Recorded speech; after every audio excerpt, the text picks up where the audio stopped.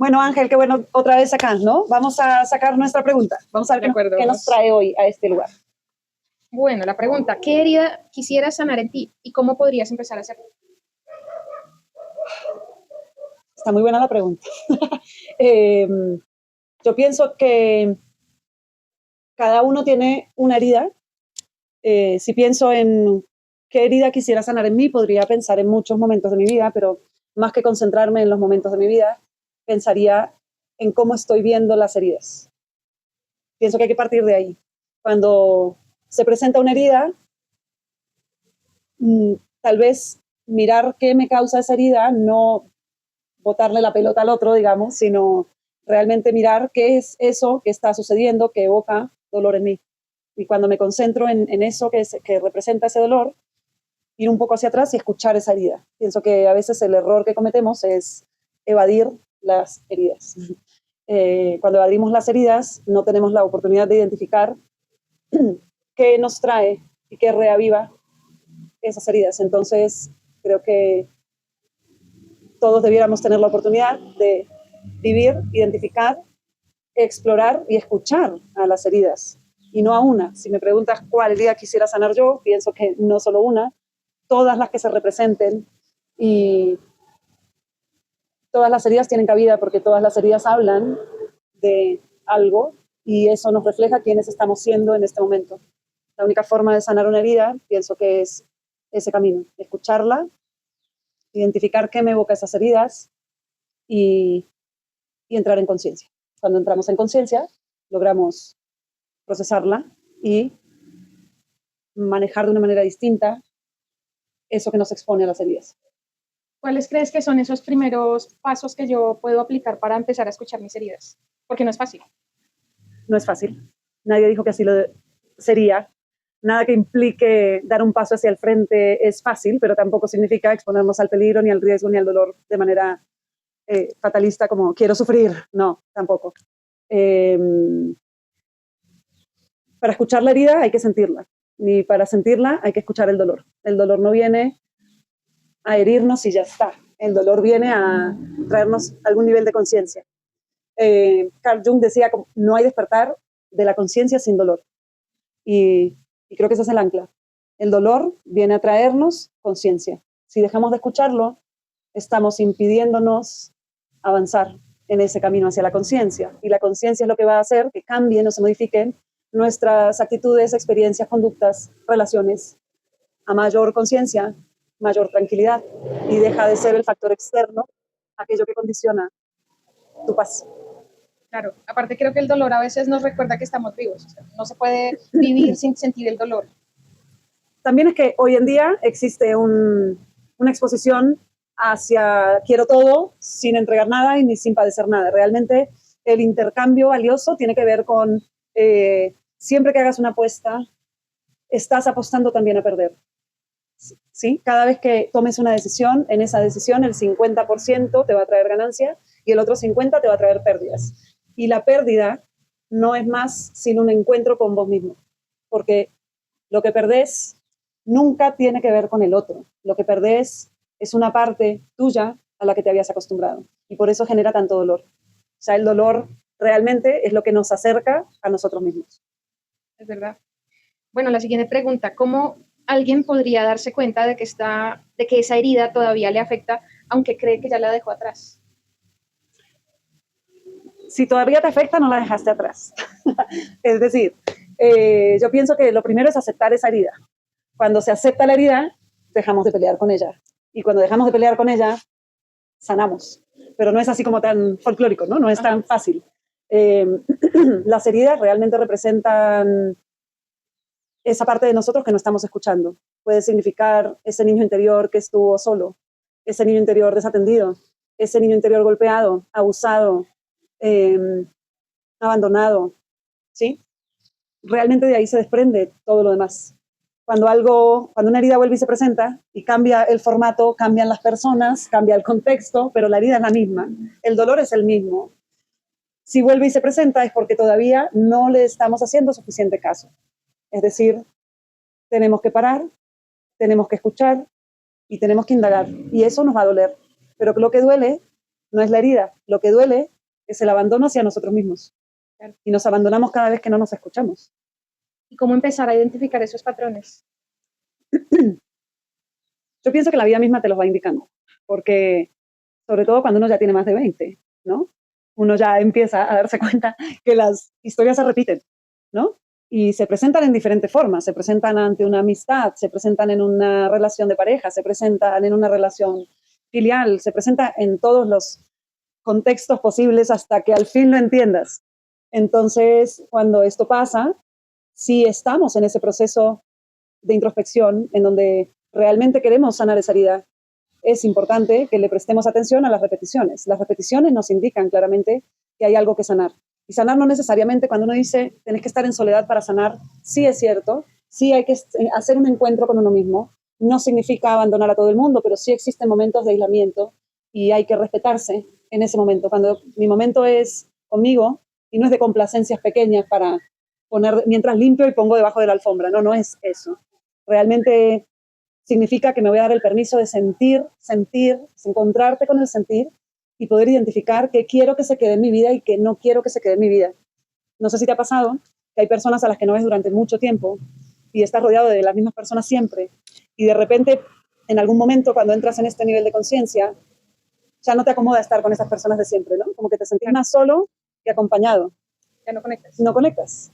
Entonces cuando eso pasa, cuando dejas de conectar, por ahí surge y te acordás de alguien que hacía un montón de tiempo con quien no hablabas. Y bueno, cada uno se toma su tiempo, ¿no? Para reaccionar, para descubrirse, para saber qué quiere que continúe y se perpetúe en su vida y qué no. Y de repente llamas a esa persona, la contactás y vuelve y aparece en tu vida y se acomoda en tu vida. Sí.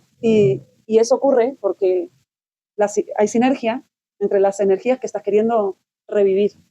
Claro. Y ahí es como distinguir también, cuando aparecen esas heridas, si lo que está hablando es tu dominio de lo que ya conoces y de lo que querés seguir perpetuando porque no tenés más herramientas.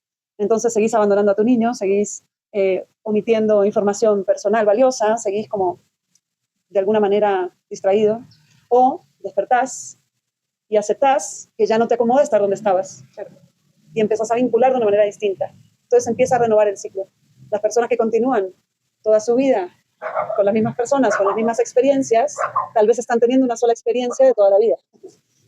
Hay veces que hay que exponerse a muchas experiencias en la vida. Claro. Pero para poder notarlo necesitas aprender a estar, a disfrutar la soledad contigo mismo, a darte el tiempo de hacer introspección y conocerte y encontrar esos patrones. Por supuesto. Pero eso no significa, lo que pasa es que ahí hay una línea súper delgada, ¿no? Porque no significa que aún sintiendo que quieres estar en algún sitio o con alguna persona, te lo impidas. ¿Sabes? Es acercarse con el sentir, con lo que de verdad crees que tiene lugar. Es decir, si vas a estar solo en tu casa y vas a evitar a las personas porque quiero entrar en conciencia y me voy a forzar a entrar en conciencia y quiero ya, entonces alejo a todo el mundo de mi lado, pero estoy en mi casa y me pongo a ver televisión, a ver el celular, a conversar por WhatsApp, realmente ahí no estás haciendo el trabajo. Igual te estás evitando. Te estás evadiendo. Solamente que puedes decir, como otro check, estuve solo. Y realmente no se trata de eso. O sea, si es un trabajo de verdad de encuentro con la emoción, si es un trabajo de exploración del dolor, tiene que haber esos momentos de exploración del dolor. Y realmente lo descubrís cuando podés ver que te asignas un tiempo para eso. O sea, no se trata de estar sufriendo 24 horas al día durante 3 meses, no. Significa que vas a rutinizar momentos y espacios en donde vas a escuchar tu dolor, vas a llorar cuando quieras llorar, vas a gritar cuando quieras gritar, vas a dormir cuando quieras dormir, pero va a ser un encuentro en absoluta soledad. Soledad que a veces no interpretamos, pero que estando con mucha gente podemos sentir mucho más fuerte que la soledad de estar solo. Ok. Siguiente pregunta, ¿qué pasa cuando una persona evita mirar a una herida que ya necesita atención? Yo pienso que uno sana cuando uno deja de hacerse cargo, cuando uno empieza a hacerse cargo, perdón. No cuando la ignoras. Entonces, no va a haber sanación hasta tanto no hagas conciencia de esa herida. Pienso que somos expertos y nos volvemos cada vez más expertos, sobre todo con los medios audiovisuales que tenemos hoy en día, nos volvemos supremamente expertos en evadirlas, ¿no? Nadie quiere sufrir, o sea, es decir, si vos me decís, ¿qué preferís? ¿Tomarte un café, bailar y cantar o sufrir? Suframos juntos. Entonces, como que tal vez la opción no va a ser sufrir juntos, pero llega un punto en la vida en la que se siente más vacío evadiendo que sufriendo. ¿Cómo te sentís? Si yo te hago esta pregunta a vos, ¿cómo te sentís después de Llorar, pero con sollozo, con alma, cuando de verdad te permitís quebrarte y soltar todo. No en ese momento. ¿Cómo te sentís inmediatamente después? Como cuando una ola rompe por fin y encuentra la calma.